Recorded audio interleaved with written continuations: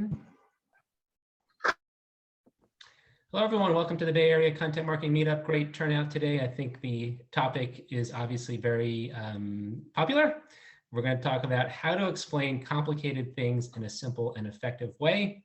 Our presenter is Carole Alalouf, owner of Exaltus, an award-winning whiteboard animation studio that specializes. I want to clean my room. Oh, yes. Oops, let me check. What's your number? 539. Okay, sorry about that. So back to Exaltus. Exaltus is an award-winning whiteboard animation studio that specializes in turning complicated information into a compelling visual story. In this session, Carole is going to take us through her top tips for explaining complicated things in a simple and effective way. Carole, thanks for joining us, and the floor is yours. Thank you so much. Thank you, Dennis, for having me here. Thank you all for making time for me. Was struck by the size of the group. I wasn't expecting so many attendees on in the middle of summer, but I'm delighted and I'm happy to be with you all. Dennis did tell you what I do now, which is I own a whiteboard animation business, but I'm going to tell you just a little bit about my path getting here because I think it's relevant to the topic at hand. I think my business in a way was born years ago, even though I didn't know it at the time. I was actually in charge of strategy and analytics at a small media company. And what I would do in a day is spend a lot of time analyzing data, spotting trends and opportunities in the numbers, and using that to devise a strategy, which I would then share with the different teams across the organization and work with them to execute the strategies. Now, the part of it that was analysis and number crunching and all that part came really easily to me because basically I was a math geek and I was born into a family of math geeks. Literally no exaggeration, 4 people in my family, 7 math degrees. So safe to say that I had the number crunching and the analysis coursing through my veins. Where I got into trouble, though, was the next part, which is where when it came time to explain my strategies to the team and to try to mobilize them to execute and to act. Because at that point, even though my message was super clear to me, as clear as 2 + 2 = 4, when came the time to explain and I would start to speak, so that's what it sounded like, or it seemed to sound like that, because I'd look around at the audience and all I saw all around me were looks of confusion, people looking bored, and I would suddenly just know in my bones that I was blowing it. You know, when you get that red cheeks, that burning cheek feeling, that's what would happen. And all I could think about in those moments was, get me out of here. By hook or by crook, I just want to leave. So I know I'm not the only person who's struggling with this kind of situation. I know that the struggle is real for many of us, and that a lot of us, and we saw it in the introductions when you were just talking earlier, a lot of us are preoccupied with the question of, I have something really complicated. How do I explain it clearly? And how do I, beyond that, use it to motivate people to take action? And I know this is a general struggle from my own anecdotal evidence on my own YouTube channel. Because if you follow me on YouTube, then you would know that I regularly share whiteboard videos that we produce, and that I do have a couple of series of whiteboard videos that are based on the content of influencers or New York Times bestselling authors who in almost all cases have shared our work, which is fantastic. And it also means that our videos, some of them get a lot of views. But if you thought that our most viewed videos were actually the ones that we did around this content that were shared by these big influencers, you'd actually be wrong. Because the video that has gotten the most views on my entire YouTube channel is the one that this talk expands on. It's called How to Explain Complicated Things in a Simple and Effective Way. And not only that, but if you study search volumes, Google search volumes at all, you'll find that if you look for search phrases that are on this theme, there are a lot of people searching for information on this. So it's something that many of us kind of obsess over, are very interested in finding out more about. And the reason is that a communication failure, whether it happens at a live event, whether it happens on your website or on your socials, or you're in your email marketing, and regardless of who it is that you're talking to, whether it's your customers, investors, employees, your bosses, or students, communication failures come at a cost. And at the end of the day, our ideas, I say this all the time, all of our ideas have the power to change the world, but they can only do that if we know how to communicate them in a way that's clear and that motivates people to act.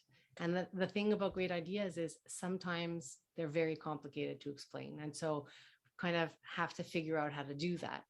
And that was something that I sort of obsessed about for years, starting at my own little communication failures. And I found that the more I did it, the more I actually loved that part of it. I loved that challenge. And to the point where I then made it my mission to do this for other people. And today, we work for a lot of companies that have that very same challenge. They want to turn complicated information into a compelling visual story. And we help them do that in the form of whiteboard animation. So through the years, I've dealt with companies in all sorts of different industries, everything from medical, legal,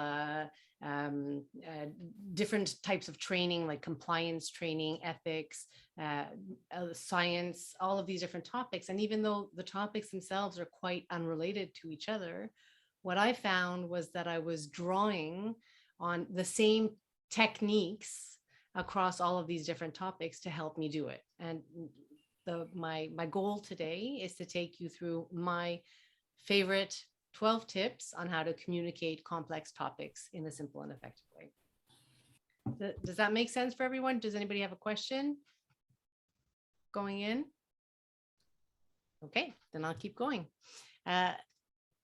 My first tip is to know your audience. Now, it's I was asking if it's marketers in the group because I'm a little sheepish presenting this to a group of marketers because we all know this to be as marketing 101, right? And in our day-to-day, that's certainly very instinctive. If I asked you to explain something, explain what you do for a living, for example, your explanation would be very different if you were talking to, say, your grandmother versus if you were talking to an industry expert.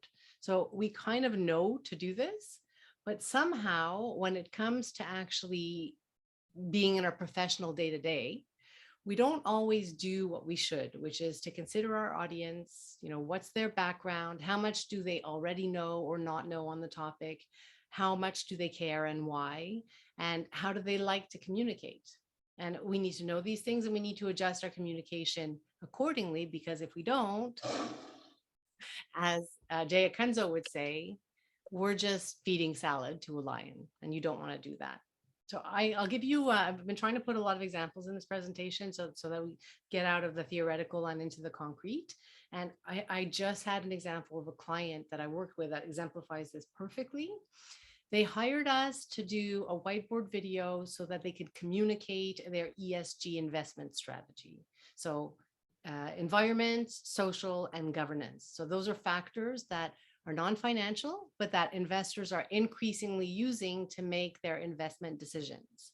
And if I didn't know anything about the situation, if I didn't know anything about the audience, the inclination would have been a very technical video that presents ratios, anything that an investor might want to know, very in-depth and very serious. But what I found out was actually they wanted this video so that they could communicate their strategy to all of their employees, so everyone from the C-suite to the summer intern. And what was needed was a very, very different kind of video, one that would be presenting the different perspectives and that would be a lot more accessible.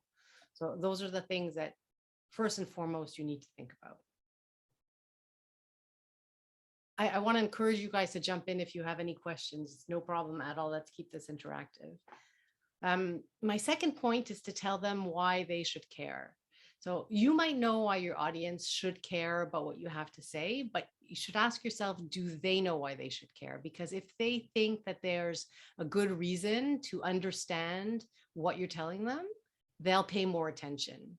So I'm going to illustrate this with a video that we recently produced. because I think it illustrates the point really well. Dennis, you'll let me know if there's an issue with the sound, okay, when I'm about to hit play. This Sure. is a video that we produced for a group of doctors whose goal was to address the medical community and convince them to take a new approach to assessing cardiovascular risk in their patients.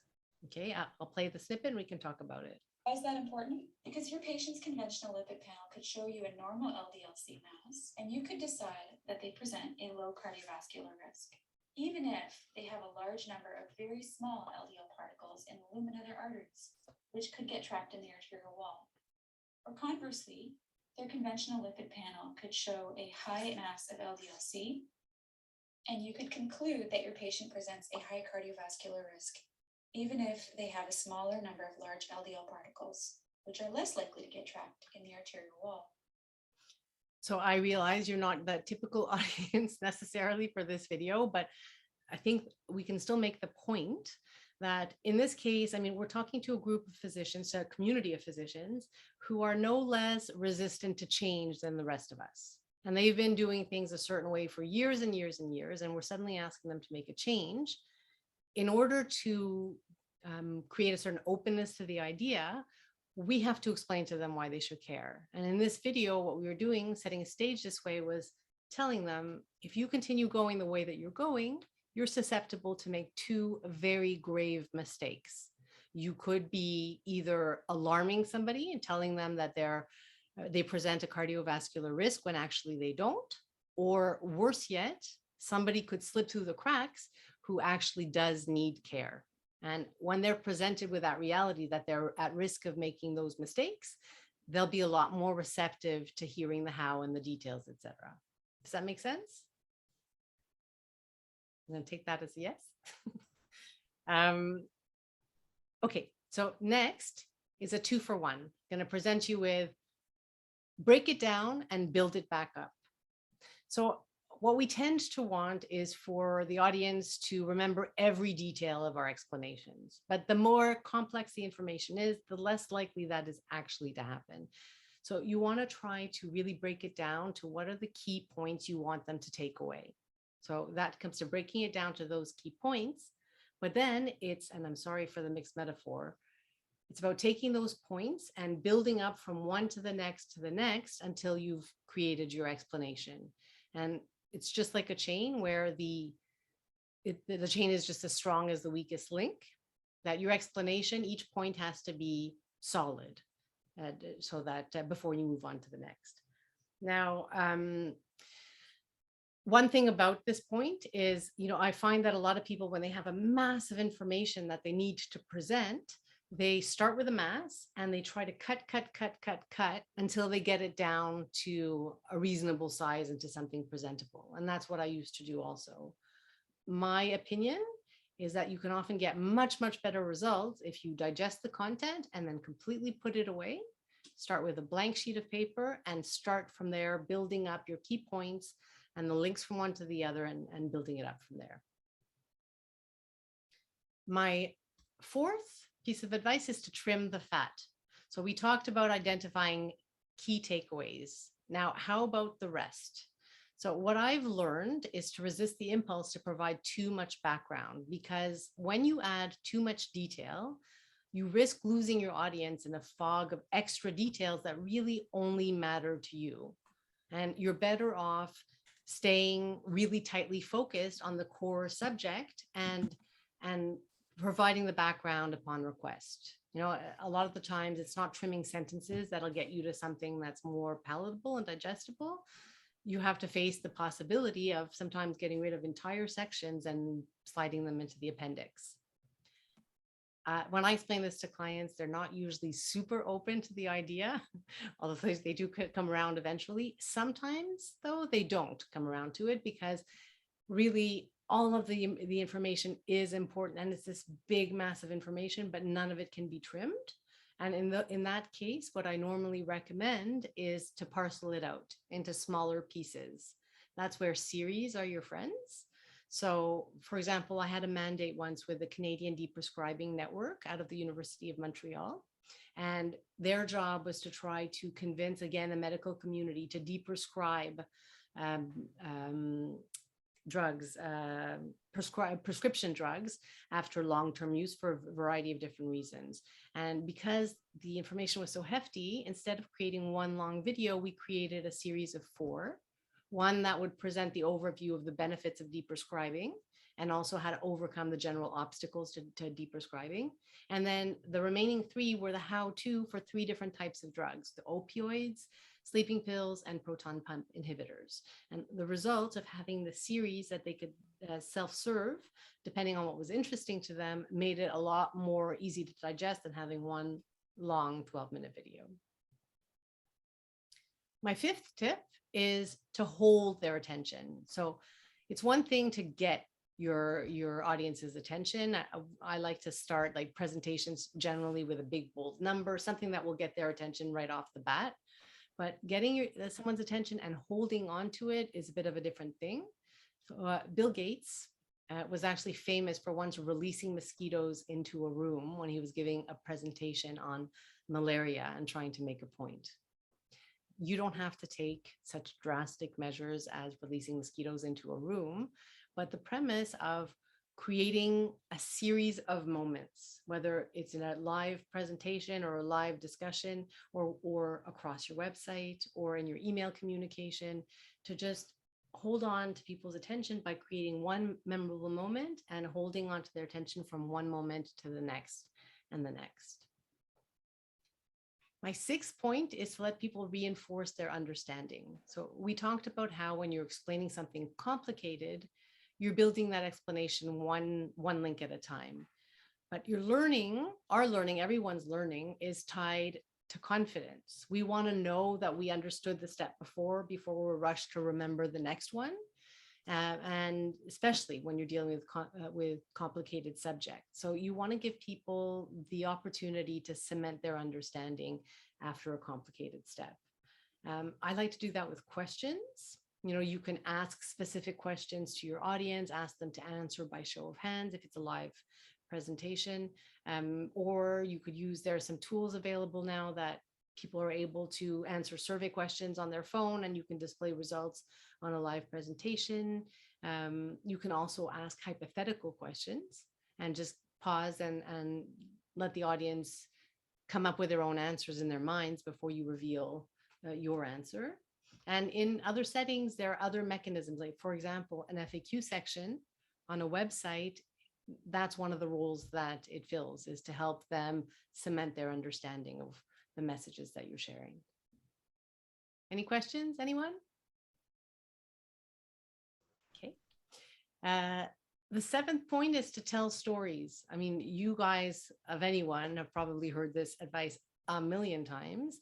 It's become a little bit of too common, a bit of a cliche, but there's a reason that we hear it, is that stories really are that powerful, not just for retention that they really help with, but also because if your goal when you're explaining something is more than just to clarify a point, but to motivate people to take action, what stories do is that they create emotion. And with that emotion, people are more likely to act. We tend to think that people make rational decisions, that they analyze all the facts, and it's on that basis that they make decisions. Whereas for most people, it's emotions that drive the decision making. And they use the analytics and the data just to validate their decision making after the fact. So you really do want to make them feel something, and stories are really powerful for that. And when I talk to clients about telling stories around their business, I often get the response that, you know, I don't have any stories. There are no stories in my business. There's nothing really to tell.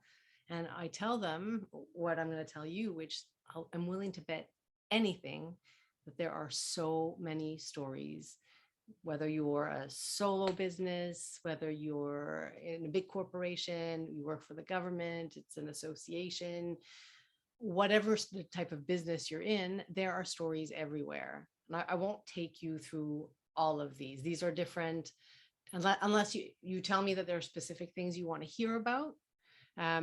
These are types of messages that we tend to share in our businesses, whatever it is that we do. And they're very, very easy. And I encourage you to transform into a story. So a couple of examples, your company overview, that's a story, that's an origin story. What made you want to create this business? What drove you? What created that passion? What were your aha moments? What obstacles did you have to overcome? That's a story. A strategic plan. When you're presenting your strategic plan, that is a redemption story. You're in a bad place or less than ideal. Things are difficult, but we're going to put this plan in place and we're going to work together and we're going to find a solution and we're going to travel to a better place. It's a story of redemption. Sharing your company values. That's something that you can do through the story of an employee. The choice or employees who regularly make choices and decisions and take actions that reflect your company values. I won't go on unless I've missed one and you guys want to hear about a story that we can tell. No? Okay.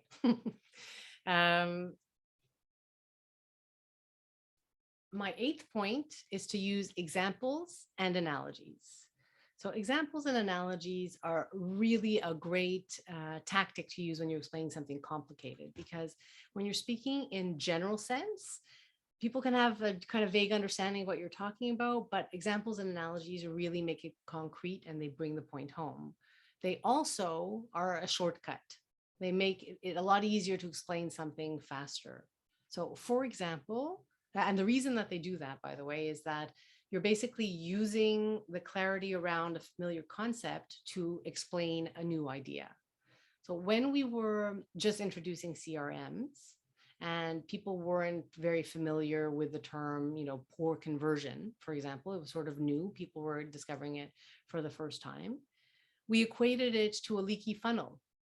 And of course, many of us can intuitively understand, what happens when a funnel leaks, right? It's an analogy that immediately puts the idea into focus and makes it very easy to understand, right? There are plenty of different analogies that you can use in business, very visual, very brief, that instantly give you a sense of what you're talking about. So for example, if you say it's a marathon, not a sprint, you're basically saying this is a long-term initiative. It's not going to be resolved tomorrow. We have to keep at it for the long term. Or if you say you can't run a marathon on an empty stomach, you're saying, okay, well, we have to be poised for this move. We have to have the right resources in place. It explains it really quickly and briefly and concisely. Or you can't bake a cake without all the ingredients when you want to talk about the role that all the different departments play within the company to achieving the goal. One of my recent favorites I've only just heard recently was the juice isn't worth the squeeze. To say it's low ROI, low return on your investment. And to me is just so visual. I could see it in my mind's eye. It just says it automatically. So I think that if you can find the right analogy to explain what you're trying to explain, that can be a real shortcut, and it could really crystallize the explanation for people. 9, I want to say compare and contrast. So it's using benchmarks to put things into perspective. So very often people speak in absolute numbers.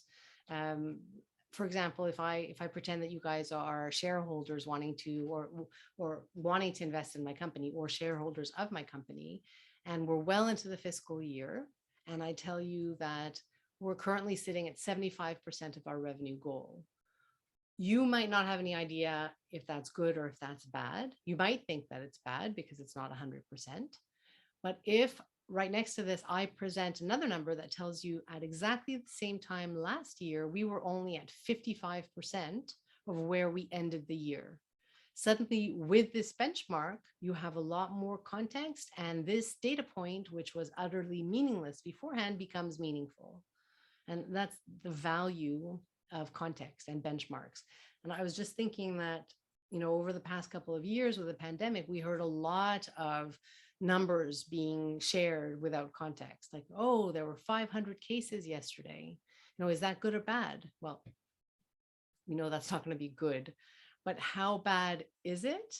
Well, that depends. What were your numbers yesterday? What were they last week? What's the general population? How many people are getting tests? Those are all different benchmarks that give meaning to your data. So always give benchmarks so that people can compare and contrast. My 10th point, I'm going to speak to, because I 100% believe in using visuals and explanations, is to use visuals. I'm going to give you 3 good reasons. The first one is to increase retention. So John Medina, who is the author of Brain Rules, discussed or shared that if you speak to somebody and you explain something to them, 3 days from now, they'll only remember about 10% of what you said. But if you use visuals in that explanation, 3 days from now, they'll remember 65%. The combination of audio and visuals, very, very strong. I'll also give you 2 more reasons to consider adding visuals into your explanation. And I'll do it using a whiteboard video that we produced for ourselves. That was all about scaling your small service business the right way. We'll look at the clips and then we can discuss them. But for years, I struggled with the challenges of many small service businesses. It looks like this. You work really hard, but you just can't seem to get your profits where you want them. Because to make more money, you have to put in more work. And you eventually hit a cap of available hours. Now, sure, you can hire more people, but as your revenue grows, so do your expenses. You could cut some corners, but you don't want to compromise the quality of the service your clients expect from you. And so you feel stuck. Okay, so this video, our purpose with this video was obviously to show businesses, small service businesses, how they can scale their business. Now, when I was creating this video with a team, it was clear to me that not every small service business owner wants to scale their business. So before we went into the explanations to explain how it is that they could do it, we needed to lay down some groundwork to give them the argument why they should, back to why they should care, right? So I could have just used the words, written them on the screen, but what we're trying to do was to describe the problem a little bit more of not scaling and agitate just a little bit more back to making them feel something, right? And by using these visuals of the woman climbing up the stairs and all the work that's involved, and then poof, banging her head against the maximum profit potential, and then being trapped inside a box and she can't get out, those visuals help you feel something so that you're more likely to be receptive to what comes next and more likely to act. So that's my second argument, is to make you feel something. Visuals are really helpful for that. And my third argument, I'll show you another example. But for years, I struggled with the challenges of many small. Sorry, here we go. My 7th tip is to capture client choices efficiently. There are probably steps in your process where you give your clients options to choose from. Watching them make these types of decisions during a meeting can be painful for everyone. Instead, create simple tools to capture your clients' choices, giving them the chance to confer with colleagues and make their decisions in their own time.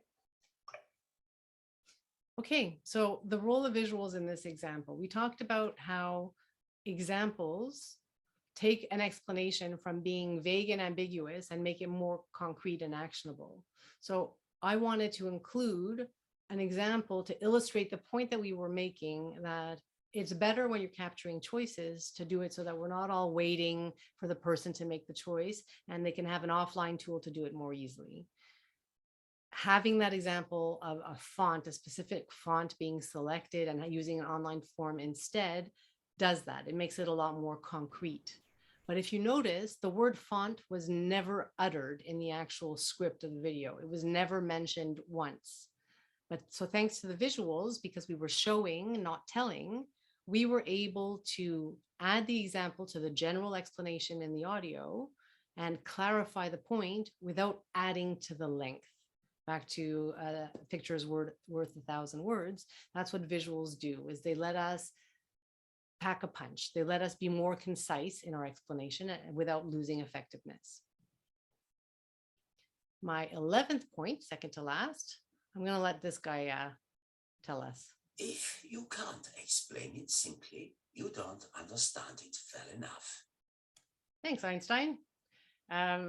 If you can't explain it simply, you don't understand it well enough. He's being very verbose, our Einstein today. Okay, so this is this might be a problem for many people who can't explain something simply, who've tried all the other tips and still can't manage to be really clear in their communication. And I say that because we all think we master our subject, but very often we largely do. But there are little links in our argument. There are little connections between our ideas where we're still a little bit fuzzy ourselves. And if we could just clarify those links, it would make it much easier for us to explain. So I have 2 tips within this to explain like what I would do, what I do if I'm trying to test my understanding of something. The first is that you can record yourself explaining it. And as you record yourself explaining it, pay attention to portions of your explanation where you tend to meander a little bit, or you're stumbling a little bit, or you're looking for your words. Those are indications of where maybe you're not as solid on that piece of the explanation as you could be. The second tip that I'd give you is to present it to somebody else, explain it to somebody else, or let somebody else see that video and watch their body language. Because sometimes, especially if you look into people's eyes, you can see moments where they're searching a little bit, that you've just lost them for that millisecond, even if you then got them back. What we want is to create an explanation that's completely frictionless. Just like when you convert somebody on your website, right? You want it to be a frictionless explanation. And so finding those spots where you temporarily lose them, those are places that you might want to smooth out, both in your explanation and maybe in your own understanding. So tips to look out for. Finally, this 12th one is my heartbreaker. It's my heartbreaker because it's one of the most unfortunate mistakes, so easy to avoid and yet so costly. And sometimes we do it, we don't even realize. Oops. It's using jargon and acronyms. And the problem is that if you don't realize you're doing it, you use it at the beginning of the presentation and you keep going the whole way through, you might have people who are listening to you if you're doing a presentation, same on a website or any other communications medium, who can't ask or don't want to ask. And so you've lost them from the beginning and then all the way through. And it's so easy to avoid. Just don't use them. Don't use jargons or acronyms. Or if you can't, because you have to say a mouthful of a thing and you really need that shortcut, then just make sure that the first time that you use it, you explain what it stands for. That's it. I think we've gone through all of my points. Oh, look, it's playing all my animations twice. Isn't that interesting? So listen, there's a lot of content in here. We went through it very quickly. If you're interested in background on this, I do have a blog post that you can find at exaltus.ca/explain. You'll find that video on that page, my own writings on the subject, and you can also download a cheat sheet. And that is it. After that, I thank you so much for your time and invite any questions. I have an interesting experience that I'd like to share. Oh, good. So my business is, I'm a partner at a web design and development firm. We also do SEO.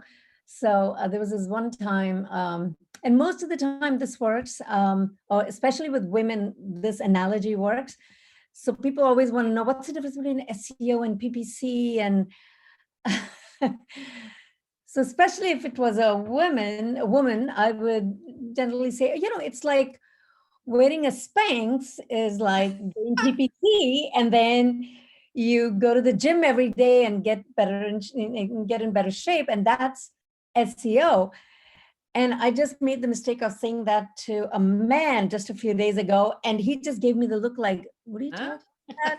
And I thought, okay, so I should be careful about using that. So anyway, so maybe in your example, maybe you should say, or in your steps, you could say, use analogies that are Appropriate. appropriate and more common. You know, Yeah. when they understand it, it's just so perfect. But if they don't get it, you're just like, oh, It's a perfect analogy for me. I think that's very apt. That's exactly what I mean. And Yeah. even some men understand it or maybe know about it. But yeah, this one did not. And that was a little bit of a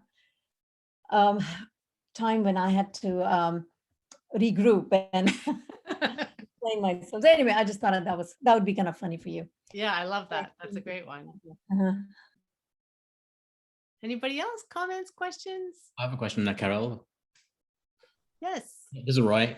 Great presentation, but I really appreciate all your points, the framework, and the visuals were just as expected, outstanding. So thank you for that. Thank you so much. One of the points, I think it was under the stories, point number 7 there, you had mentioned something about, extracting the emotion or communicating the emotions so that the audience can engage. I work my whole day-to-day, my job is explaining complex concepts through writing, and that's really good. But the emotional side of things, I find sometimes difficult. So how do you understand or extract the emotion from the client? Do you have any techniques? Like, do you ask them explicitly what should the reader or the viewer be watching here, or do you rely on yourself to come up with that? No, I don't, because often I'm not the audience at all, right? So definitely it's in my brief, which I'm happy to share. Some of my discovery questions, which are, how do you want them to feel? How do they feel when they watch the video? And how do you want them to feel after they watch the video? And it doesn't matter how quantitative, analytical, dry the subject is. You're still talking to people, and there are still emotions there to be felt that you could speak to, and that to make it resonate. So a lot of the times it'll be, overwhelm. I've got so much data to look at. I don't know where the conclusions are. I don't know which way to look. Or it could be drive or wanting growth or ambition, or they're there, the ambition. And, good things to do are to watch on social, like social listening, seeing the terms that they use, seeing what they express when they're in less of a setting like that. And as always, it's having a good persona definition is very helpful for that. That's one of the things that you look for with a persona is the problem that they're trying to solve, but also the emotional transformation of where they are today and where they want to go, and you want to take them. And do you always trust what the client's saying, or do you kind of have a sniff test that says, well, maybe, because I'm thinking of I work with a lot of startups, so thinking startups, they're always excitement and take the hill and everything's awesome. It's like, well, not everything's awesome because you have competitors or whatever. So do you ever? Yeah, like you and I aren't doing the exact same work for them, so the competitors don't come into play as much with me. But like our script writing process, it gets to the core, because usually it's 150 minutes per minute is what I'm shooting for. And they say, yeah, we just want 2 minutes. So I need 300 words and I get 1,200 words. So there's a lot of back and forth with trimming. And through it, we talk about the content a lot and the key messages a lot. And we obviously touch on emotion, because if we don't nail that, then it's not going to be as effective an end result. So yeah, there's a little bit of digging. There's a little bit of prodding and are you sure's going on. Great. Thanks, Carole. You're welcome. Thanks for the question. I have a quick question. Sure. Anyway, thank you. I love this. I've had a couple of problems where what I have to explain on a website isn't so much the problem that's complicated. It's my client's process that's complicated, or probably overcomplicated, I should say. How do you maybe tactfully suggest to them that they simplify their own internal process? It might, if that truly is a problem. If that truly is a problem. So I was going to say, if it works for them internally, maybe that's okay. And maybe you let them live with it internally. And maybe you suggest instead, how could we simplify this to a layer above that's maybe 3-4 steps, up to 6 steps, just to make it easier to digest. So sometimes you can just, create a hierarchy where you present the 6 steps, even if the one is really 3 in their internal processes, because there's a difference between what they need to know. I mean, that one step, that's 3 for them. It might be because they have 3 different teams touching it. It has to be broken down that way. But the way you need it to operate is not the same thing as how you want to communicate it. I don't know if that And that's helps. where I've struggled with and it might be just personality thing too. They want to explain all their internal process because they think that's the selling point. And I'm trying to explain to them that that's going right over people's heads, and they really don't care. They really don't care that you have 45 steps in your process. In fact, that might be a deterrent if you have Right. 45 steps in your process and they want something fast. People are enamored with their stuff. I know that, and I'm enamored with mine too. You know what I mean? It's like Right. it's a kind of a natural thing. But what I try to tell them is the how only comes to bear once they've understood the why. You know, once they've decided, once they're closer down their journey and they've decided that they trust you, they like you, they want to go with you, and only then, you know, do they want to go in depth into the how. Only then. Elizabeth, this is Jennifer. I will often ask those types of, in those situations, if they're getting the results they want. Because sometimes if you're getting the results you want, it's not up to us to push it or have them change it, right? But if they're saying, well, no, we want this conversion, or we want these cost savings, or we want people to ask us more, you know, to book a call sooner, whatever. Well, it might be that hearing 45 steps, you've lost them. They only care about what solves their problem today. Right. And I did ask one, I mean, this was a long time client, so I felt a little more comfortable asking him this, but, and I flat out said, I said, well, if what you're doing is working, why are you adding more marketing to this? And that kind of like, I saw the little light bulb go on. It's like, okay, that's, it's just trying to ask that tactfully. I think that sometimes is. Right. That's why I don't ask it. I just give them a positive, hey, if what you guys are doing works, that's great. If you're getting the results you want, terrific. And we might not have to do anything here. And then you build some confidence that you're not just trying to sell them. And they're like, okay, well, maybe we don't have to, but what would you suggest anyway? And it gives you an opening. And I would say that they might be resistant to ditching it altogether, but maybe you can make it like a layer down in terms of access to information, like put it in a secondary page and let people link to it so that at least it's not the first thing that people see when they go to the website, you know? Yeah, oh, that's a good idea. I like that. Like for more details on our internal process, click here, or whatever. That's right. Or click on our lovely explainer video. Yeah, even better. I think I saw a hand. Did I see a hand go up? Yes, Hi. Bonnie has a call. Okay, let me get rid of the hand here first. I want to contribute one thought when dealing with how to interact with people, and this is where, as a math inclined individual, what you said resonated with me very much, because that's where my breakdown is. I do really well with people in the same business that know the basic concepts, and I can bring them one step further. But in dealing with the simple stuff, to those who know nothing, I had to learn the difference between working with them or teaching at them, because if I'm just, lecturing at them, their eyes roll back in the head. If I engage and be with them, and it's a nice book that I was given, if people want to help me, did a real good job in trying to explain, depending on the relationship, you talk about the audience. And it was by Kyla Mitsusenga, Mitsunag, and she talks about various kinds of audiences, people in general, community, or students, or whatever. She does a real broad aspect, and it's just changing one preposition, with or at, and it's phenomenal. Because the why, that's another thing. I had another book on that one. The why is critical, but we could be lecturing them and they don't want to be lectured to. We know why, but so somehow bringing them along to be with them can make that emotion. And sometimes you have to be at them. That depending on their perspective and how they engage and respond to that kind of communication style. Just thought I'd share that. 100%, because some people are very detail minded and some people are much very high level. And I remember that from when I was in software. There are different decision makers. There were the executives who were a lot more about the bottom line. You talk to them about benefits, productivity, etc. But then when you spoke to people who were actually going to be the users, it was a completely different set of factors that they were considering for the purchase. So 100%. What was the name of the book? it's getting lost in your background, I think. Hold on.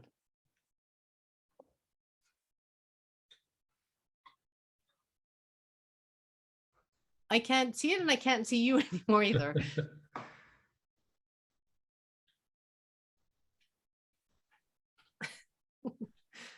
So Bonnie, you're on mute, but you can feel free to unmute or put the name of the book in the chat. Yeah, maybe that would work. It sounds great though. Thank you. Other questions? Yeah, I was just very curious. By the way, thank you so much, Carol, for your presentation. That was amazing. And I wish I had your presentation skills. And thanks, Dennis, for putting this together. But on your point number 3, you mentioned the different ways that people tend to, like, you mentioned 2 methods. The method most people use to try to simplify their information, and then the method that you found works best, which is kind of going back and starting from the beginning. I was a little bit more curious about, like, I don't know if you have any examples, or just if you could talk more about that. I'm trying to visually I'm trying to mentally understand better those 2 methods and why you feel like the second method was so much more effective.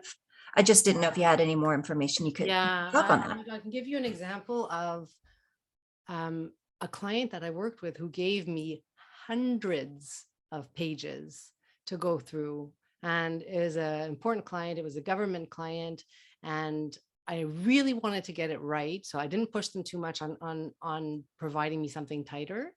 And there was just no way. Like, you can imagine when you're dealing with such huge amounts of information, what happens is you become, what drives your cutting of the information becomes what is going to get it to the right length, right?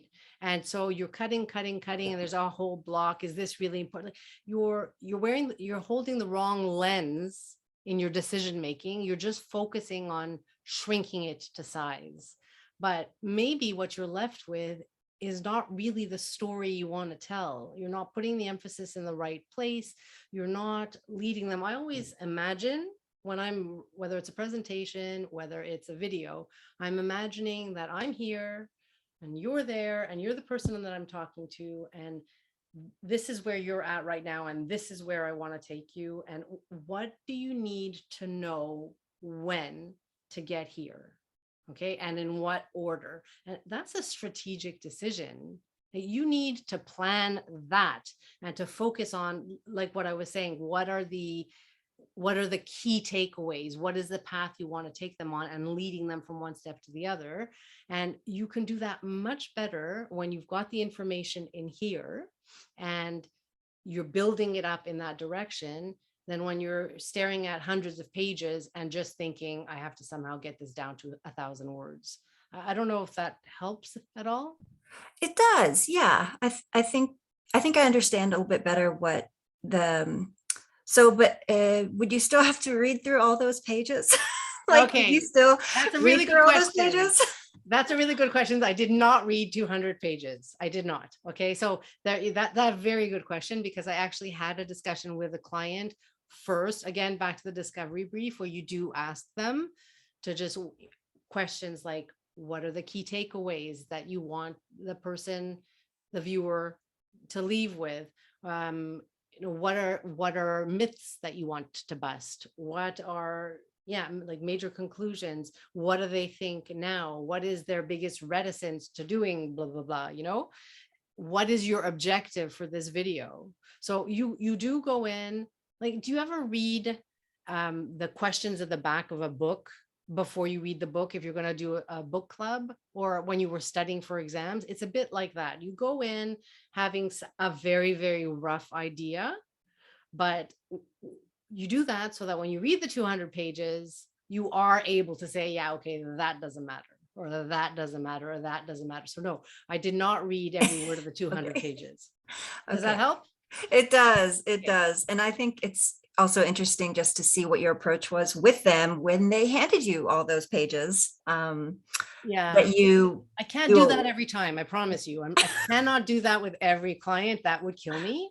But Right. like this particular mandate, it was important that we get it right. I wish I could tell you more about it. This one's a confidential one, but Gotcha. it was really important that we get it right. And the fact that they were giving me 200 pages suggested to me that they were in the, I think everything is important, we need to say it all Yes. camp. Yes. And if we let them drive that process, it was going to get hard, right?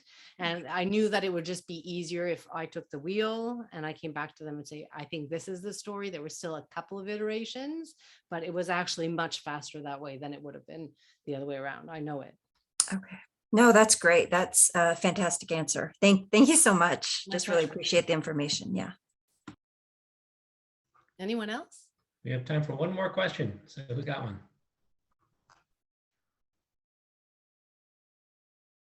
All right, I'll ask one, Carol. Okay. Have you ever faced a scenario? Let's say your client creates this software. They take great pride in the software because it solves some super complex problem, and you create a explainer video that is right for the audience because you simplified what they do. But they say, no, you've simplified it too much because we do such amazing things. You need to put some more detail back. Like, how do you have that conversation, even though you know it's right for the audience, where they say you've simplified it too much? Okay. I have two answers. I'm really lucky because I have a number. You want a 2-minute video? I need 300 words. That's what you've got. So if you want to say all of that stuff, something else has to come out, right? So that I'm really lucky that other media don't have that built-in constraint, right? But what I say is visuals can be really helpful in that count. So you don't mention it into the script. You don't go down this whole rabbit hole, but you can hint at it in some of the things that you show, a binder on the desk has it written on the spine, or, and that way it doesn't add to the length and you don't go deep, but you tip your hat to the features that they want to include. And I'm going to drop in my green layer. Love that answer. Good. So I think we're out of time. Everyone, thanks so much for joining. And Carol, loved your presentation. You're getting a lot of great feedback in the chat. Oh, thank you. Yep. So Carol's contact info is on the screen. So connect with Carol, and everyone have a great rest of your day and week. Thank you. Thank you very Stay safe much. to you. Thank you. Appreciate Thanks, it. Carol.